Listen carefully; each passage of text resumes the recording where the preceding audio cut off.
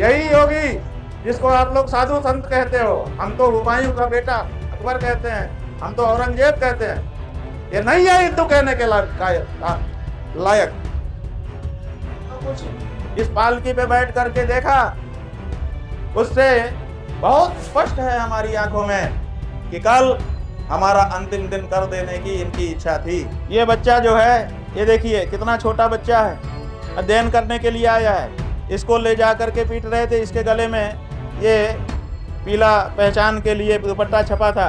आप देखिए इसमें इसके नाक से खून बहने लग गया। तो किसी साधु संत के, योगी के, धर्माचार्य के नियंत्रण में रहने वाला जो मेला प्रशासन है, वो किसी आचार्य का, किसी संत का अपमान कैसे कर सकता है?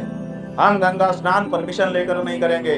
वो हमारा जन्म सिद्ध अधिकार है और उस अधिकार को छीनने का अधिकार किसी को नहीं है। आप कहते हैं परमिशन नहीं लिया। हम कह देना चाहते हैं कि अगर प्रशासन ये शब्दावली वापस नहीं लेता है कि साधु संत परमिशन ले, तो हम प्रशासन को यहाँ पर काम नहीं करने देंगे। 10-11 मार्च को चैत्र के कृष्ण पक्ष की शीतला सप्तमी और शीतला अष्टमी को दिल्ली में हम आमंत्रित करते हैं संतों को। आइए, आ करके अपनी एकजुटता दिखाइए। यही योगी जिसको आप लोग साधु संत कहते हो। हम तो हुमायूं का बेटा अकबर कहते हैं, हम तो औरंगजेब कहते हैं। ये नहीं है हिंदू कहने के लायक। ये मंदिर तोड़ने का समर्थन करने वाला आदमी है। 150 से ज्यादा मंदिर तोड़ दिए गए। एक शब्द नहीं निकला इसके मुंह से, इसलिए कि इसकी मुख्यमंत्री की गद्दी ना चली जाए। मुख्यमंत्री की गद्दी को महत्वपूर्ण समझने वाला पौराणिक मूर्तियों के सामने क्या हिंदू हो सकता है? वो सत्ता लुलूप है, वो हिंदू नहीं है। ये देखिए एक चित्र है, ये एक महिला का चित्र है, सौम्या अग्रवाल, कमिश्नर प्रयागराज। अगर गलत हो तो सुधार लीजिएगा, क्योंकि हमको जैसा बताया गया उसके आधार पर हम कह रहे हैं। सौम्या अग्रवाल, कमिश्नर प्रयागराज। ये यहाँ की कमिश्नर हैं, मंडल अध्यक्ष हैं, बड़ी पदाधिकारी मानी जाती हैं। डीएम भी इनको रिपोर्ट करता है। अगर ये चाहती तो ये मौके पर मौजूद थी, हमने इनको सामने खड़ी हुई देखा था। ये चाहती तो सम्मानजनक तरीके से, अगर समस्या उत्पन्न भी हो गई थी, वैसे तो उत्पन्न ही नहीं करना चाहिए था। अगर मातहतों ने उत्पन्न कर दिया था तो बड़ा अधिकारी वहाँ पर मौजूद है, तो उसका ये कार्य है कि वो उसको संभाले। लेकिन 2-2.5 घंटे तक वहाँ पर हमारे लोगों को मारा पीटा जाता रहा और ये सबकी खड़ी होकर के गवाह बनती रही। ये कमिश्नर बनेंगी, बनाए रखो, तुम्हारी प्रिय होंगी, लेकिन हमारी आंखों से गिर गई। हम नहीं समझते कि ये कमिश्नर बनने लायक। इनका अपराध हम जो समझते हैं, प्रेस को भ्रामक और असत्य जानकारी देना, जो कि अब रिकॉर्डिंग पर है। हम बता देंगे कि कमिश्नर जैसे पद पर बैठ करके ये झूठ क्यों बोल रही है, और झूठ बोले भी क्यों ना, जब उत्तर प्रदेश का मुखिया ही झूठ बोलता है। कुंभ में इतनी भगदड़ बनी, इतने गरीब मारे गए, वो कहते हैं कोई घटना नहीं हुई, अफवाह पर ध्यान मत दें, अफवाह पर ध्यान मत दें। जब मुख्यमंत्री झूठ बोल सकता है तो उसका कमिश्नर झूठ बोले, इसमें क्या समस्या है? तो इन्होंने झूठ बोला, भ्रामक जानकारियां आपको दी और स्वयं उपस्थित रहते हुए भी सम्मानजनक तरीके से समस्या का निदान नहीं किया। इनका दोष हम समझते हैं। ये दूसरा चित्र देखिए, ये एक चित्र है। इस चित्र में नाम लिखा है मोहित गुप्ता, गृह सचिव। ये उत्तर प्रदेश गृह मंत्रालय के सचिव के स्तर का व्यक्ति है। कितनी बड़ी इसकी पदवी है, पूरे प्रदेश के मामले देख सकता है। ये स्वयं सादे ड्रेस में, ये फोटो जो है ये इंटरनेट से निकाला है, इसलिए इसमें वर्दी में है। ये सादे ड्रेस में एक बहुत अच्छा सा कोट पहन करके खड़ा था वहां पर, और हैंडसम लग रहा था, देखने में बहुत अच्छा लग रहा था। हमको सबसे पहले इसी ने आकर्षित किया अपनी ओर, क्योंकि जितने लोग खड़े थे उसमें सबसे हैंडसम यही लग रहा था। और फिर हमने क्या देखा, पहली बार हमने अपनी नज़रों से बहुत सारे वाकये हम भी देख चुके हैं, पुलिस को भी देख लिया है, मार पिटाई भी देख ली है, पुलिस ने हमको भी 15 में मारा था वो भी देख लिया है, सब कुछ देखा है हमने, अनुभवी हम भी है थोड़े थोड़े। लेकिन हमने ये नहीं देखा कि कोई बड़ा अफसर स्वयं अपने हाथ से बालकों को, दंडी सन्यासियों को, बच्चों को मार रहा हो। और हमने ये देखा कि ये गृह सचिव अपने हाथ से उनके गले को पकड़ करके और ये जो कोहनी है इससे मार रहा था, कभी ऐसे करके मार रहा था, कभी ऐसे करके मार रहा था। हमने तो, हमारे पास कैमरा नहीं होता है, वीडियो नहीं बनाया है, आंखों में हमारे वीडियो बना हुआ है, कभी नहीं भूलेगा। ऐसा भी नहीं है कि वीडियो नहीं बना है, बहुत सारे लोगों ने वीडियो बनाया भी है। और आज तक का जो चैनल है, आज तक के चैनल ने जो पहला वीडियो प्रसारित किया है उसमें वही व्यक्ति मारते हुए दिख भी रहा है, ऐसा नहीं है कि हम झूठ बोल रहे हैं। ये गृह सचिव है। और जिन लड़कों को हमारे अंदर ले जाके मारा पीटा गया था उसकी कहानी हम बता रहे हैं।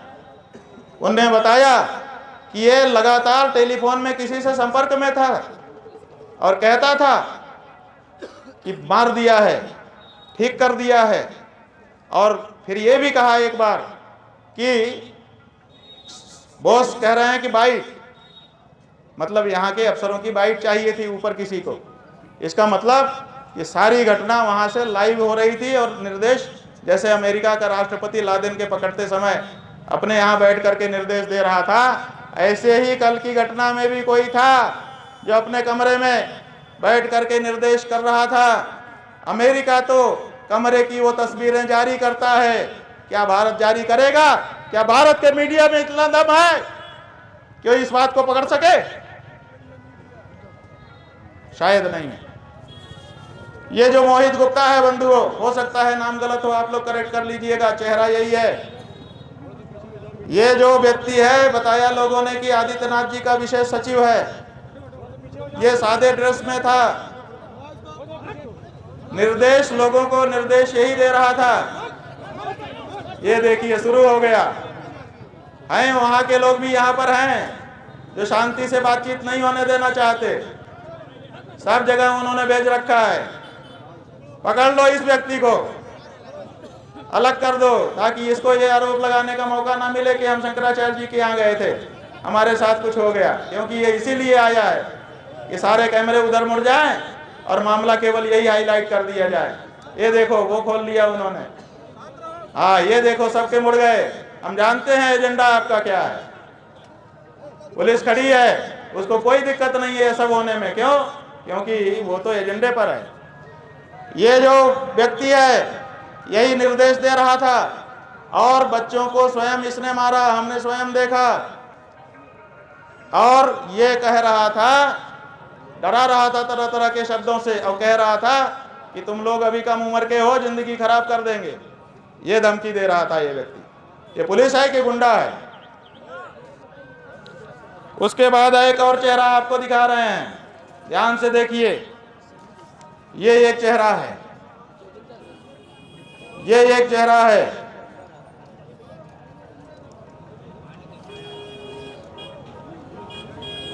ये जो व्यक्ति है जोगेंद्र कुमार, पुलिस आयुक्त प्रयागराज, ऐसा बताया है हमको लोगों ने। सही है कि नहीं पता नहीं। ये जो व्यक्ति है यही सबसे ज्यादा हठधर्मी वहां पर था। अगर किसी ने बात को बिगाड़ा यही व्यक्ति था। बहुत ही हठधर्मी, बहुत ही दुष्ट प्रकृति का।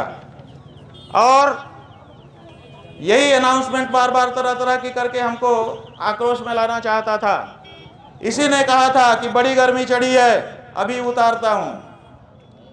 किसको गर्मी चढ़ी थी? ये कहता है बड़ी गर्मी चढ़ी है, अभी उतारता हूं। एक बार तो अच्छा मौका आया, ये अनाउंसमेंट कर रहा था कि तरह तरह के आरोप लगा रहा था कि आपका ये अपराध है, ये अपराध है, ये अपराध है, कह रहा था। तो हमने कहा भैया तुमने अपना पक्ष कह लिया, जरा हमको तो हम भी अपनी बात बता।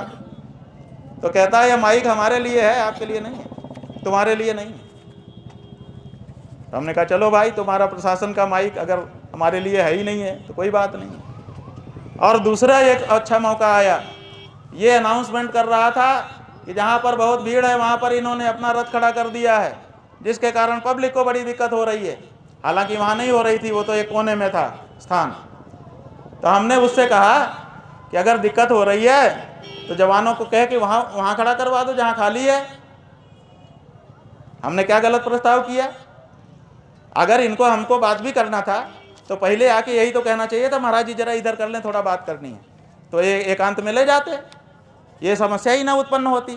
कोई भी व्यवहारिक पुलिस वाला होता तो यही करता कि पहले वो कहता महाराज जी जरा इधर कर लें, अपने को थोड़ी बात करनी पड़ेगी व्यवस्था के संबंध में, तो हम मना कर देते, ले जाता एकांत में एक जगह पे खड़ा कर लेता, फिर जो भी होता।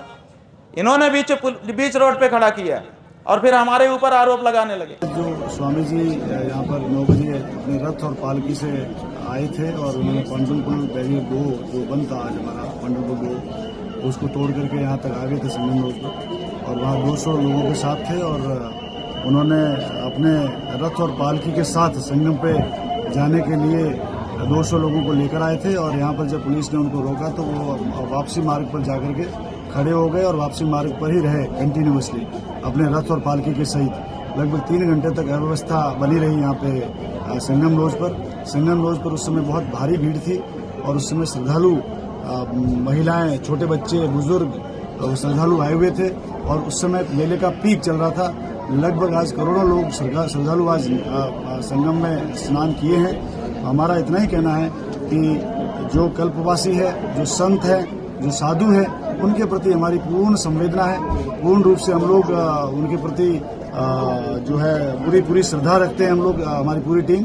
और हम लोगों ने इन्होंने जो स्वामी जी ने आकर के 200 लोगों के साथ आकर के पहले बैरियर तोड़ा और फिर यहाँ आकर के जो इनका पालकी और रथ है उसको लेकर के संगम पे जाने की उस समय जिद करने लगे, जिस समय संगम पे बहुत अधिक भीड़ थी और एक तिल रखने को भी जगह नहीं थी।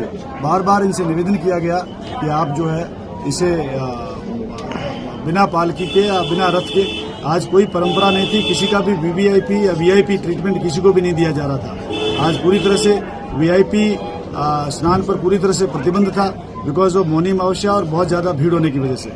लेकिन ये अपनी जिद पे अड़े रहे और अपनी पालकी और रथ के साथ ही 200 श्रद्धालुओं के साथ वहां पर जाने की कोशिश कर रहे थे। बाकी जो लोग आ रहे थे यहाँ पे, वो लोग सभी लोग अपना पैदल आ रहे हैं और अपना स्नान करके जा रहे हैं। लेकिन ये बहुत अव्यवस्था लगभग 3 घंटे इन्होंने रखी। इसी अव्यवस्था की वजह से जो है फिर हम लोगों ने इनको बताया कि भाई आप रथ और पालकी के साथ नहीं जा सकते, बल्कि आप जो है अपने साथियों के साथ चले जाएं, स्नान कर लें। लेकिन बार बार रिक्वेस्ट और निवेदन करने के बाद भी ये माने नहीं। ये इस संबंध में हमें यह कहना है कि इन्होंने जो बैरियर तोड़ा और यहाँ जो पुलिस के साथ धक्का मुक्की की, उसके संबंध में हम वैधानिक कार्रवाई करेंगे। फिर क्या हुआ कि हमने कहा कि उठवा करके वहां रख दो, तो बड़े अच्छे से कहा, हमको याद रहेगा कि पुलिस के कंधे इसके लिए नहीं बने हैं। बड़े गजब डायलॉग के अंदाज में कहा कि पुलिस के कंधे इसके लिए नहीं बने हैं। और फिर थोड़ा सा ऐसा शब्द कहा जो अच्छा नहीं लगेगा हमारे स्वयं के, हमारे लिए है, कुछ गाली सा बोल करके कि तुम्हारे लिए नहीं, इस तरह का था। तो हमको लगा कि अरे वाह, पुलिस के कंधे थोड़े छोटे मोटे कामों के लिए नहीं है, बड़े कामों के लिए है। और बाद में जब पुलिस वाले हमको लेकर के यहाँ तक आ गए, यहाँ से घुमाते वहाँ से घुमाते, तो हमको उसकी बात याद आती रही रास्ते में कई बार कि कहता था कि पुलिस के कंधे इसके लिए नहीं है और यही कर रहे हैं पुलिस वाले। ये जो बंधु था, इसी ने कहा कि इसके साथ के सबको हटाओ और इसे नीचे उतारो।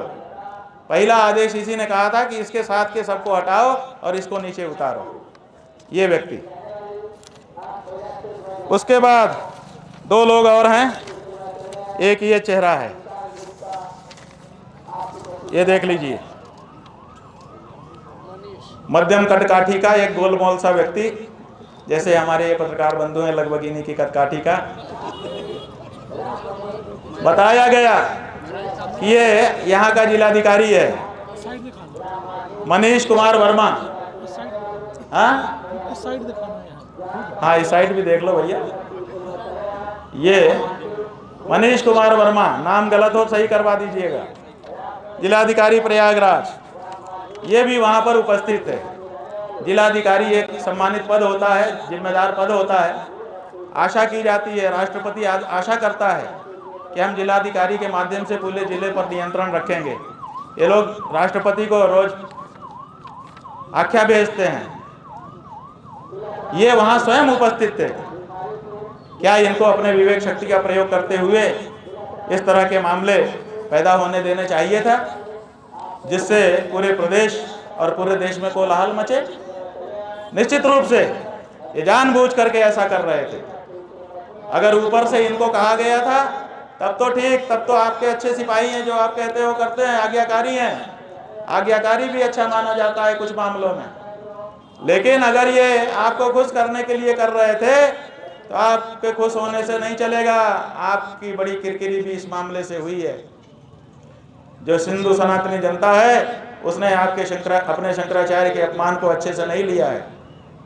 अभी तक हिंदू सनातनी जनता ने ये अधिकार पुलिस प्रशासन को और सरकारों को नहीं दिया है कि वो हम आचार्यों का अपमान करने की शक्ति प्राप्त कर लें।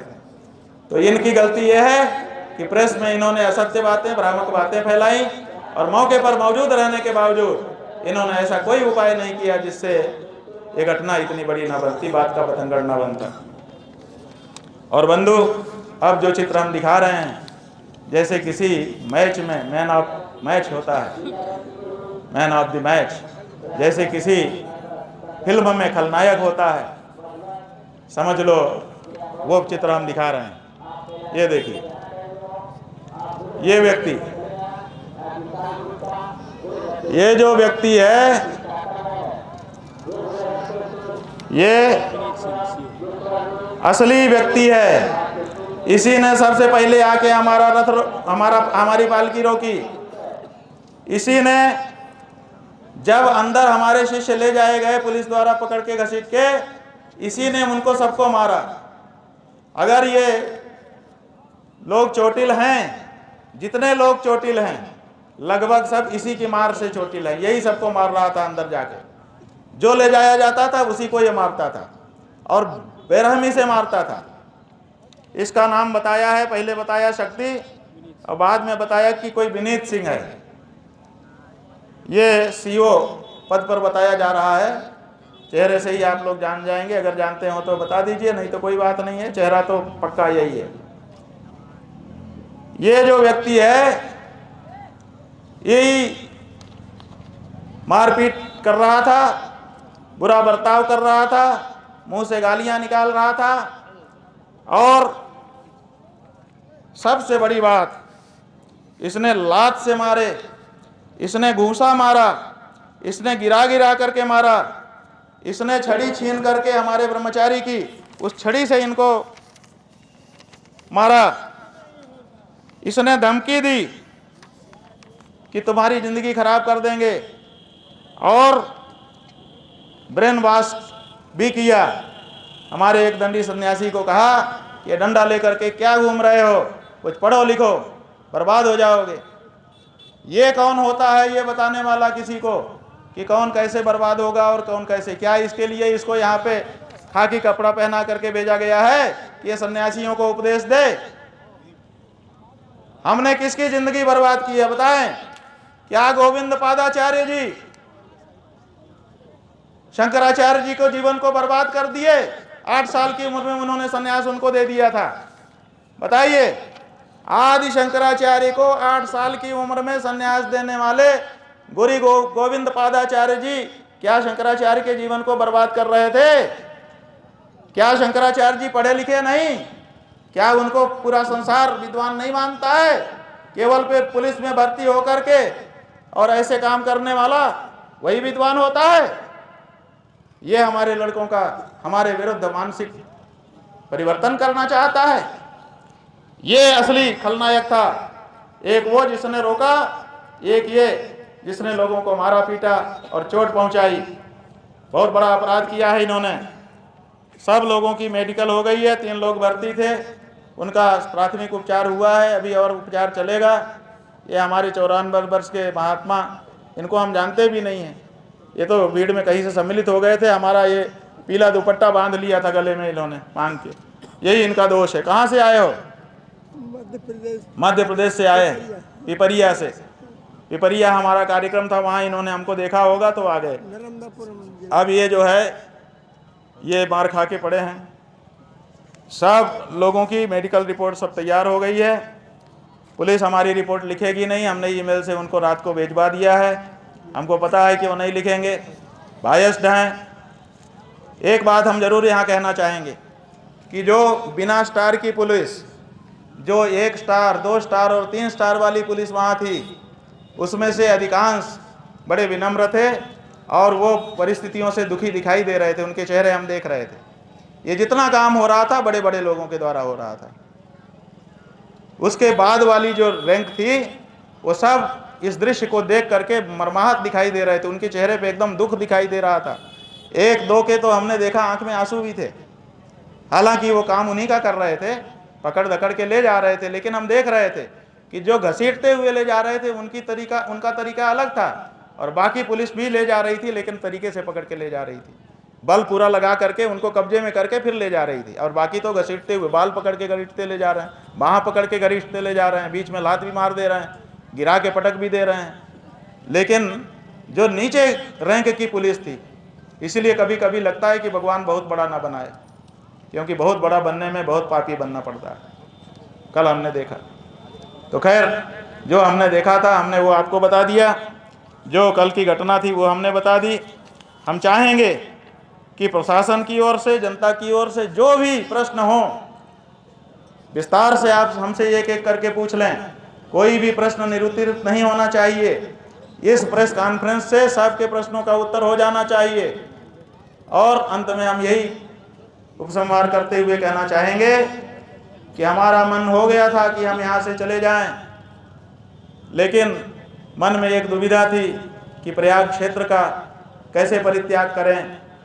दुनिया छोड़ करके तो धर्म क्षेत्र में आए, अगर धर्म क्षेत्र को छोड़ेंगे तो कहाँ जाएंगे, और साथ ही साथ गंगा जमुना को कैसे छोड़ा जा सकता है, संगम तीर्थ को कैसे छोड़ा जा सकता है, प्रयागराज को कैसे छोड़ा जा सकता है, वेणी माधव को, मनकामेश्वर को, भरद्वाज ऋषि को कैसे छोड़ा जा सकता है। तो आज द्वारका के शंकराचार्य जी महाराज ने हमको टेलीफोन करके रास्ता बता दिया।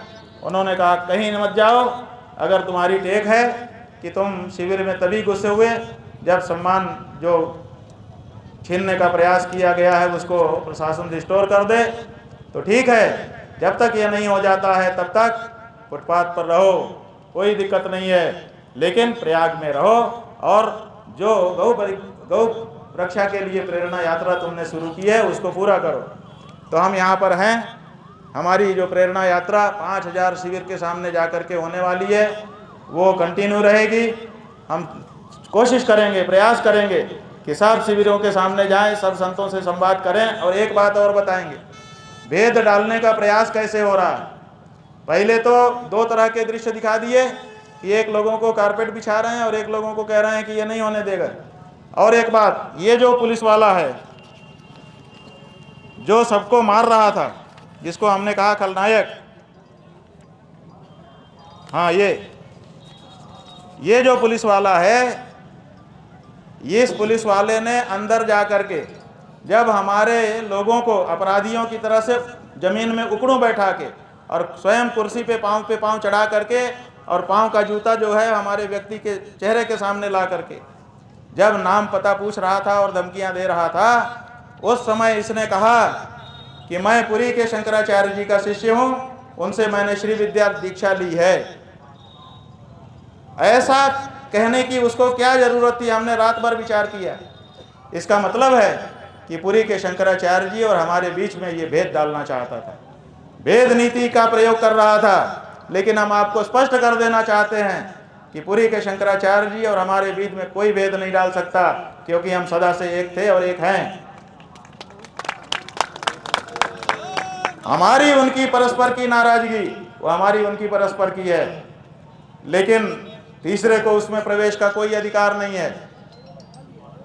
पुरी के शंकराचार्य जी के एक शिष्य 3 बार रात को हमारे पास आए और उन्होंने कहा महाराज जी चिंतित हैं कि आपने कुछ खाया कि नहीं खाया कि नहीं खाया कि नहीं। उनके हृदय के प्रेम को आप क्या समझोगे, हम समझते हैं। 40 वर्षों से उनके सानिध्य में हम रहे हैं, उनके चरणों की सेवा हमने की है, उनका प्यार हमने पाया है। इसलिए खबरदार जो कोई राजनीति पार्टी, खबरदार जो कोई प्रशासन, खबरदार जो कोई विभाग हम चारों शंकराचार्यों के बीच में कोई भेद डालने का प्रयास करे। तुम शंकराचार्यपुरी के शिष्य नहीं हो सकते। अगर भूल से दीक्षित हो भी गए हो तो जिस समय तुमने एक सब किया उसी समय तुम्हारा शिष्य तो समाप्त हो गया। अब आप, हाँ, कुल 35 लोगों को इन्होंने डिटेन किया था और कुल 15 लोगों का मेडिकल हुआ है, जिनमें से 3 को भर्ती करना पड़ा था। ये आंकड़ा है। असल में 2 तरह के संत मान रहा है यहाँ का प्रशासन। एक जो चापलूसी करे, जो गलत को भी जी बहुत बढ़िया कहे, और एक जो सच बोल दे। तो सच बोल देने वाले को संगम स्नान से रोका जाएगा और चापलूसी में ठकुर सुहाती कहने वालों को भेजा जाएगा। ये जो प्रशासन की नीति है कि संतों को 2 फाड़ में बांटो, ये सही नहीं है। हम इसका विरोध करते हैं। इसलिए भेद बुद्धि रखने वाला प्रशासन यहाँ का दायित्व संभालने के अर्ह नहीं है, इसको बदला जाना चाहिए। बंधुओं, एक बात हम बड़ी मार्मिक बताना चाहेंगे कि कल हमारी मृत्यु हो जाती, जो हमने पूरा दिन भर का परिदृश्य देखा, सवेरे 9 बजे से यहाँ से निकले थे, 9:47 पर पत्रकारों ने बताया है सीसी फुटेज देख करके कि 9:47 पर वहाँ पर हमारी पालकी को रोक दिया गया था। 47 मिनट को छोड़ दीजिए, उसके बाद से लेकर के शाम को 5 बजे तक का जो समय है, 5 बजे यहाँ ला करके हमको खड़ा कर दिया गया। इतनी देर में हमने जो कुछ इस पालकी पे बैठ करके देखा, उससे बहुत स्पष्ट है हमारी आंखों में कि कल हमारा अंतिम दिन कर देने की इनकी इच्छा थी, इनकी योजना थी कि इनको पालकी से उतारो। बार बार हमारे ऊपर यही जोर डाला जा रहा था कि पालकी से उतरो, पालकी से उतरो, पालकी से उतरो। पालकी से उतरने की इतनी बड़ी जिद क्यों? क्योंकि जैसे ही हम पालकी से उतरते, उनके 150-200 सादे जवान खड़े थे चारों तरफ। वो लोग भीड़ बन करके आते, धक्का मुक्की शुरू करते। वीडियो में जनता को दिखता कि पब्लिक धक्का मुक्की कर रही है, और उसी में हमको पटक करके मार दिया जाता, 2-4 और को मार दिया जाता, और सारा दौड़ मच दिया जाता कि शंकराचार्य के कारण भगदड़ हुई और लोग मारे गए। आज आपकी हेडलाइन में यही होता जैसे कुंभ में हुआ था। बंधुओं, हम इस टेक को कायम रखेंगे। जब भी मेला आयोजित होगा, मेले में आएंगे, लेकिन रहेंगे फुटपाथ पर।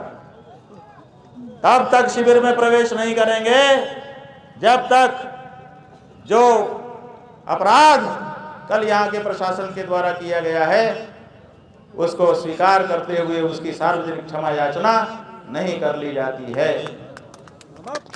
और हम ये बताना चाहेंगे बंधुओं, हम चाहते तो यहीं पर संत सम्मेलन बुलाते। आप जो भेद की नीति दिखा रहे हैं कि कुछ संतों को आप सुविधा देंगे, कुछ का अपमान करेंगे, इससे संत 2 फाड़ हो जाएंगे। संत कभी 2 फाड़ नहीं है, हम सब एक हैं। लेकिन हम यहाँ उस चीज को नहीं दिखाएंगे। यहाँ तो हमने गौ रक्षा प्रेरणा यात्रा प्रारंभ की है, उसको जारी रखेंगे। कैंप जाएंगे और गौ माता के लिए जो संकल्प प्रेरणा हम संतों को दिला रहे हैं उसको दिलाते रहेंगे। बोले शंकराचार्य भगवान की। और अभी तक तो हम पैदल नंगे पांव जा रहे थे, अब पालकी में ही जाएंगे।